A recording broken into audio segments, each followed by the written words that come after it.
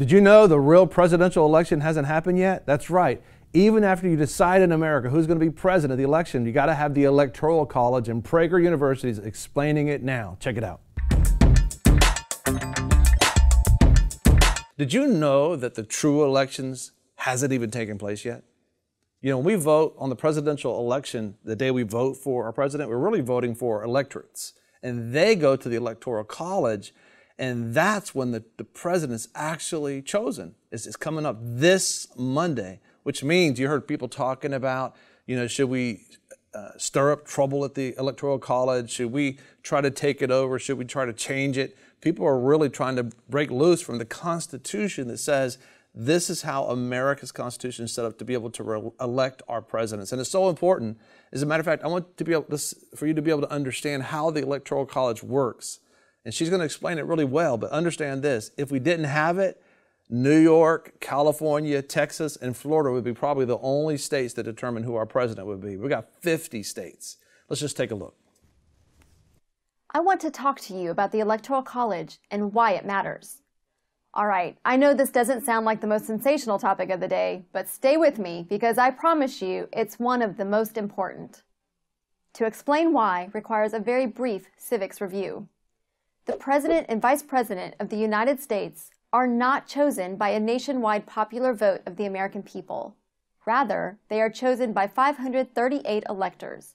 This process is spelled out in the United States Constitution. Why didn't the founders just make it easy and let the presidential candidate with the most votes claim victory? Why did they create, and why do we continue to need this Electoral College? The answer is critical to understanding not only the Electoral College, but also America.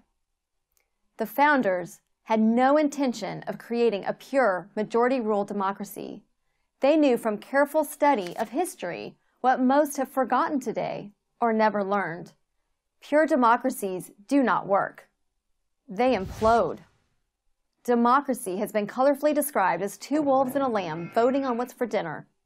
In a pure democracy, bare majorities can easily tyrannize the rest of a country. The founders wanted to avoid this at all costs. This is why we have three branches of government: executive, legislative, and judicial. It's why each state has 2 senators, no matter what its population, but also different numbers of representatives based entirely on population. It's why it takes a supermajority in Congress and 3/4 of the states to change the Constitution. And it's why we have the Electoral College. Here's how the Electoral College works. The presidential election happens in 2 phases. The first phase is purely democratic. We hold 51 popular elections every presidential election year, 1 in each state and 1 in D.C.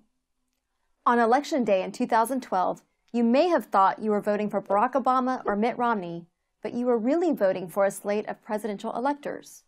In Rhode Island, for example, if you voted for Barack Obama, you voted for the state's 4 Democratic electors.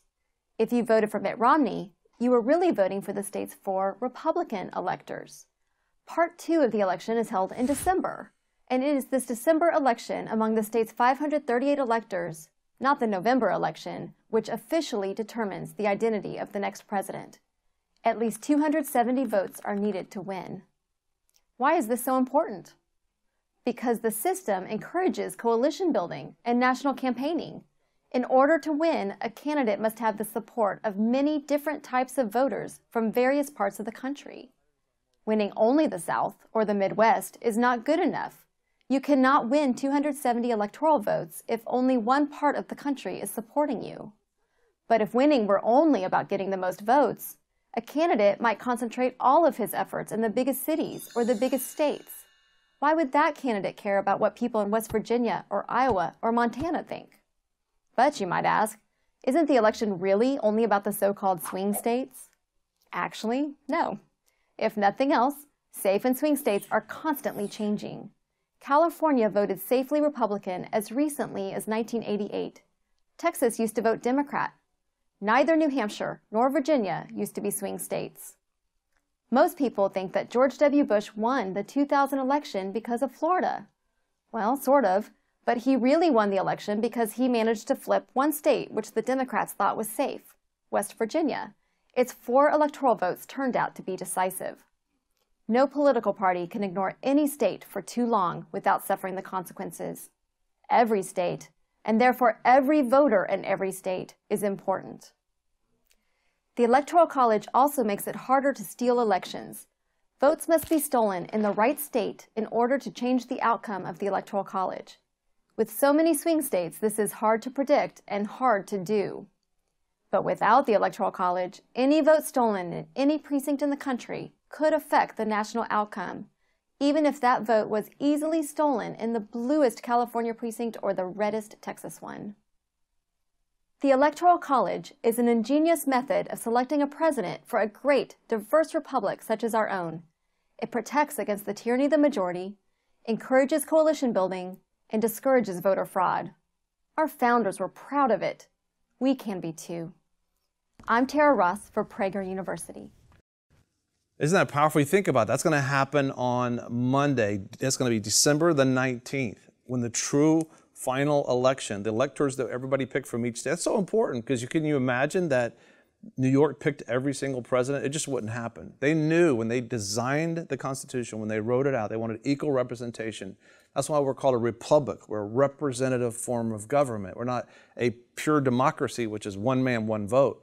If you go one man, one vote, that means the bigger states would determine who the president is for the rest of the United States, 300 million folks.